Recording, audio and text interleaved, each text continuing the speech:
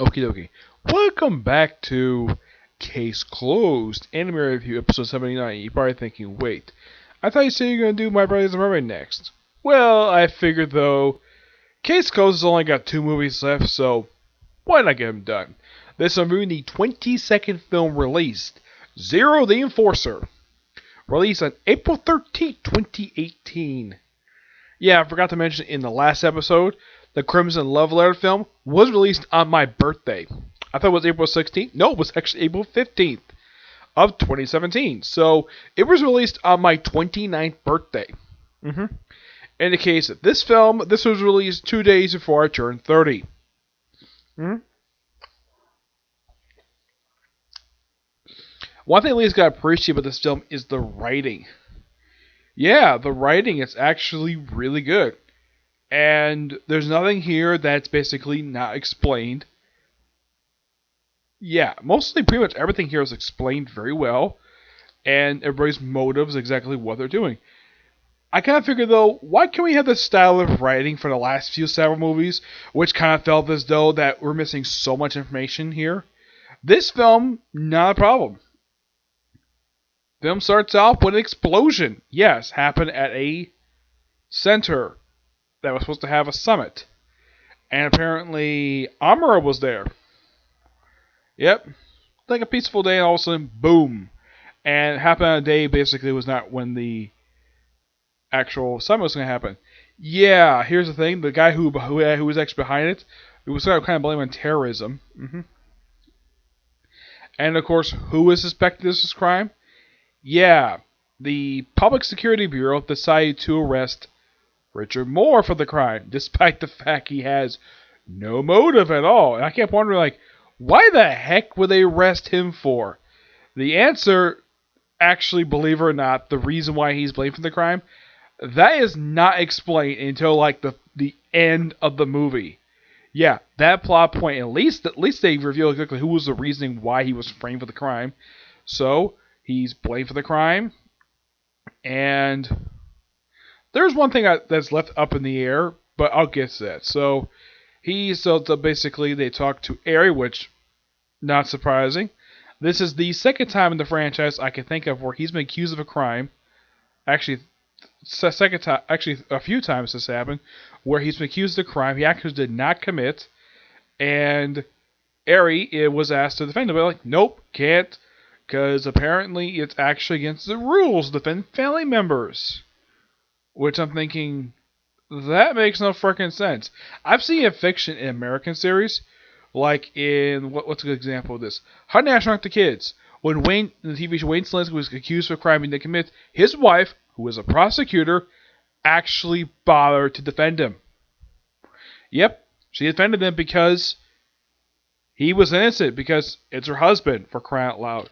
And apparently in Japan it's illegal for some reason. I don't know why. It's not illegal per se, it's against the rule. So they contact a bunch of lawyers. Nobody wants to pick it up until all of a sudden we have this woman named Kyoto.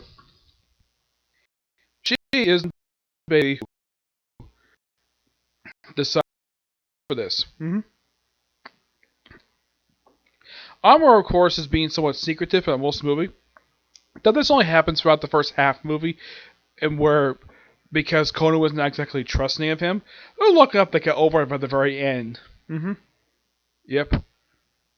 And he does discuss this with Amuro, basically, of why this had to happen. Of course, they can't exactly discuss it.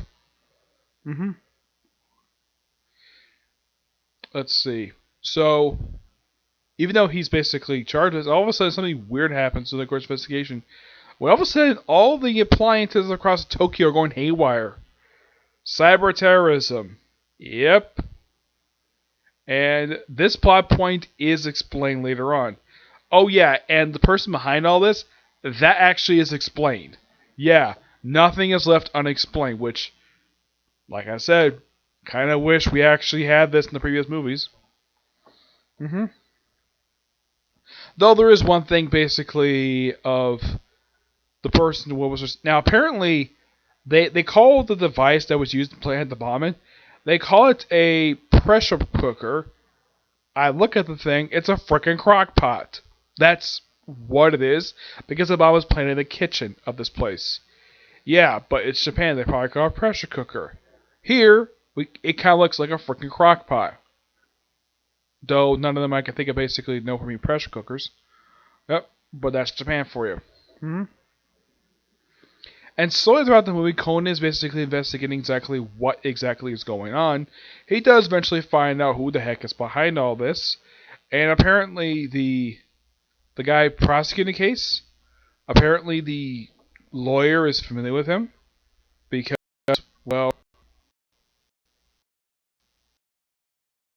Kyoto, yeah, Kiko basically, the one who basically volunteers. Apparently, she's a mobile lawyer. She's basically a freelancer. And it is revealed she did work for an agency, but it got shut down because of her boyfriend. Yep, because of boyfriend. The reason why for this, yeah, it was kind of hinted at basically he was kind of crazy because he was supposed to be a judge at some point, and basically he sort of got taken away because of his irrational behavior. Yeah, that part of the movie, I'll let it slide because it's a backstory for like one character. Yeah, the reason why, it probably due to the fact he may not have been ready for it. Yeah, but yeah, and though basically he's understandable why he didn't get it, so I'll let that slide because the guy does explain, of course, as revealed. Now, it was revealed that possibly the guy committed suicide, but nope, he's actually alive. Yeah, it turns out the Public Security Bureau actually faked his death. Why? So they can figure out exactly why, because it's revealed that the guy. Now, I should point out that the culprit of this whole entire stuff that's going on in the movie, it's all done by the guy who was going to prosecute Kawamori for the terrorist attack. Yeah, that guy. He was responsible, and his name is Mikao Kasabe. Yeah, he is the one basically responsible. By the way, his boss, same age as him. She shows up a few times in the movie. She doesn't do very much. And she gets taken out about halfway through the movie when her phone explodes. Yeah, that actually is explained of how the heck that happened. Yeah, the whole cyber terrorism thing, it's actually explained due to the case that happened 1 year prior to the story when they were investigating unauthorized access into Nasu. Yeah, the Nasu. Yeah, Nazu is NASA. I have heard that now they did explain in the subcredits why they changed the name. Trademark. Yeah, it was actually due to legal reasons, but technically this is NASA. Yeah, anybody can tell this is NASA, except they can call it NASA due to legal reasons. Okay, that's perfectly fine. I've got no problem with that. Yeah. As for the culprit's reasoning for this, yeah, the lawyer. But this is basically slowly revealed in the movie. Of course, reveal kind of basically Amuro's backstory with the guy who committed suicide. He interrogated him, though it was later he actually faked his death. Yeah. And he meets up with a subordinate. Conan meets a subordinate of his, which, here's kind of the thing. These two never met in the series. Not at all. Which I'm like, really? I like to this. As far as I can tell, what's that? I know he's in the movie. Let's see if I can find here. Movie as well. For some reason, these two do not interact at all. Also, I appreciate though that Santos got a little bit more to do than he did in the previous couple movies. He at least was basically the briefing area, basically about updates to the investigation, which, okay, that's actually quite interesting. If you want to think of a couple characters who did pretty much nothing the whole movie, it's Takagi and Sato. These two did nothing. They just showed up a few times, stay there, perfect cameo. Maguire gets something to do. He basically is acting completely like he's supposed to, where his friend, despite the fact he doesn't like his deductions, he doesn't like the fact he basically is outraged at this, but at least he gets something to do. But it's something though.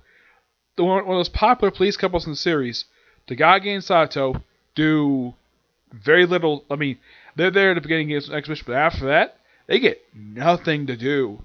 I mean, nothing. These two get wasted this whole movie. Just making that's weird. You want to think of another character as practically nothing? Keba. He pretty much has one moment movie. A lot of the other time, he's simply put just there for cameo purposes. He gets maybe a few lines, and that's it. Now, what was the whole purpose of including the movie before? Well, because it's a big situation. Yep. So, because of the fact that the guy also apparently now they also had the thing we get in the movie before the whole explosion happened, where a satellite was coming back from frickin' Mars of all things, and they were going to go back to NASA. So, the guy behind all this reprogrammed the satellite to crash in Tokyo. And you won't believe where. Police headquarters. Yes, reprogrammed a gigantic satellite to crash on a building that they mentioned the movie has 115,000 people in it. Yes, that's not a joke.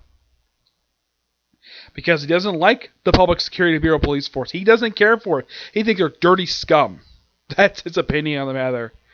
And though he does get convinced to give him the code to basically deactivate the thing, pretty much due to the fact of Haido, that's the guy who was, he was pretty much supposed to be a collaborator for him to get illegal info, because it's kind of revealed that apparently the government basically does this. Yes, apparently the Japanese government, and I don't know if they do this in real life, I have no idea, but apparently they actually employ non-government officials to do the dirty work. Yep. Yeah. And so of course he tricks him, kind of tricks him. He thinks on the roof of the police headquarters, but nope, he's actually safe and sound at Agasa's house. Yeah, that part of the movie I kind of felt as though was like they do explain like Resurrection Program. Like my guess is that they don't explain the movie about this. It's actually one minor thing. It's not really a big thing per se. It's just a minor thing. Like, okay, where the heck was he for a year? And second, now I'm sure the Public Security Bureau probably dropped him off there. Fine. But what the heck has he been doing for a whole year? That part of the thing was never explained. Yep. So, the thing is about the headquarters. So, they basically use the drone. Yes, the drone which popped up in one episode of the series returns to this film for one more appearance before they get rid of it. And this drone was the last new gadget ever introduced in the franchise. Which I'm thinking, really? You don't bother to use any other new gadgets? Yeah, that's the thing. And this came out roughly 2 years ago, and there's been no new gadgets introduced. Not even in filler episodes. I thought that was kind of weird. Heck, there's some gadgets basically not even used anymore. And this movie pretty much uses like almost every single gadget, like a lot of gadgets he uses. Like the skateboard, the suspenders we used briefly in the movie, the dispensing belt, power shoes, the voice agent bow tie, the transmitter, which is surprising he uses this thing because this gadget was very rarely used in the series, and this was by one of his last appearances to date. The chromo tracking the glasses, and of course the telescopic lens, which is used frequently, and the detective voice. So a lot of the regular gadgets known for using throughout the entire franchise, the only gadget that does not appear in this movie is the tranquilizer. That's the only way he doesn't use. All the rest he uses, which is interesting. I get kind of the reason why he doesn't use that one, because there's no reason to knock out Richard Moore. Yeah, there's no reason for it. So, yeah, they use a drone to basically with an explosive. They refer to it as Agasa's baggage. Yeah, the Detective Boys basically are piloting this drone up to the capsule, and the thing blows up, destroying the drone. But it does redirect the thing to basically unleash its parachute. But its trajectory was going to crash at the casino tower, which is where a lot of people had to evacuate to. Yes, the casino tower. Which, when they showed the credits, this place actually is real. Like, a lot of the places in this movie is indeed real, with the exception of the detective agency and where Kudo's house is. And I think God's house, I think this probably might be a real life place, but I highly doubt a person's actually living there. Yeah. So, okay, so how do you deal with this? Okay, so Conan comes with a genius idea. First, we have to use Amuro as a collaborator. Yeah, of course, they reveal this that via telephone. And of course, well, it turns out that apparently Kato, who was Richard Moore's lawyer, she was a collaborator too. And apparently she kind of was working with the police force to make sure he kind of, it's not they'll explain. Though she is upset the fact that her boyfriend couldn't bother to tell her he was alive. And so she just walks off. She gets released. And Amuro says, protect you with your life. That's a public security job. Yeah, because this is the guy's girlfriend. Though she's given the address where he is, she just tosses it away. But I'm sure that probably Kirito basically probably like, hey, come with me. And just hops in basically drags him in his car and takes him to see Agasa's place. That could have happened, but that part of the movie was just left up in the air. So, how do you deal with it? Okay, so let's have Conan and Amuro hop in his car, basically drive through a bunch of traffic, do something that Conan's mother did in a New York flashback, basically tilt the car on the side to go through traffic, and eventually go up and go right on top of a freaking train, go on the freaking train tracks to go to this like building on construction, and then launch the car off just so that Conan can basically use his soccer ball to basically deflect the capsule, not destroy, but it does graze the building, cause it nearly to topple over, which I'm surprised it didn't topple over. Which I'm like, I would have thought that with a couple of the ropes of support, ropes basically snap. I thought basically close to the collapse. Nope, still standing. And Conan asks like, okay, solve all the mystery, everything is done. Like, okay, one more mystery. Why did you do this? Because according to Amuro, he says, I need your strength. That was simply the reason for it, because he needed to basically unlock this whole mystery.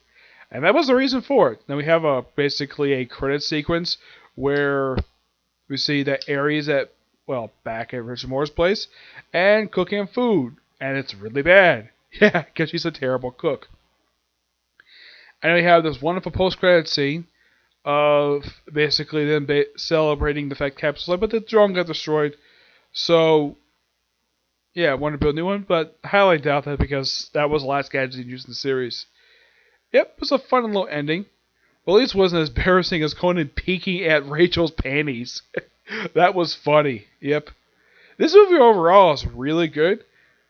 Aside from the one character not explaining what we're up to, I'd say like there's not really a lot of really big problems with this movie. It's a really good, well thought out. Oh, in case you wonder, like, how did they do the cyber terrorism thing? Yeah, that was thanks to a previous case that basically gave me info to do this. But the one thing that's kind of minor for me, okay, I get the fact how he probably made the bomb, but where did he get the stuff to make it? You could think that, oh, he probably brought it to the store someplace.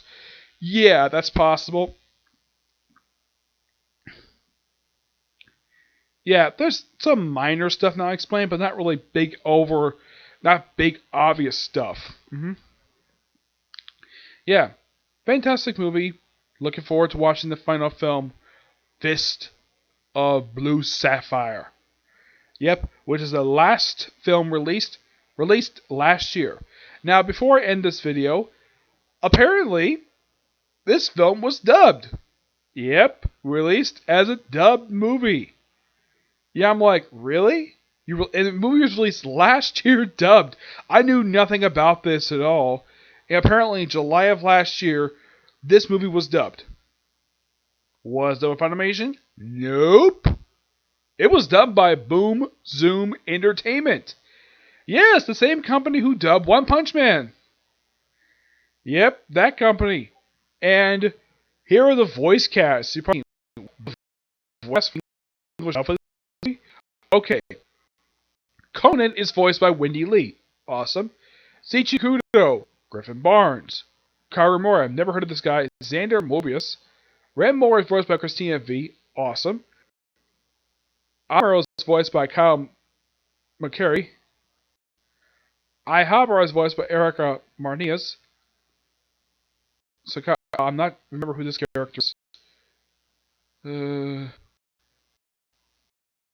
Yeah. Voiced by Rachel Robinson.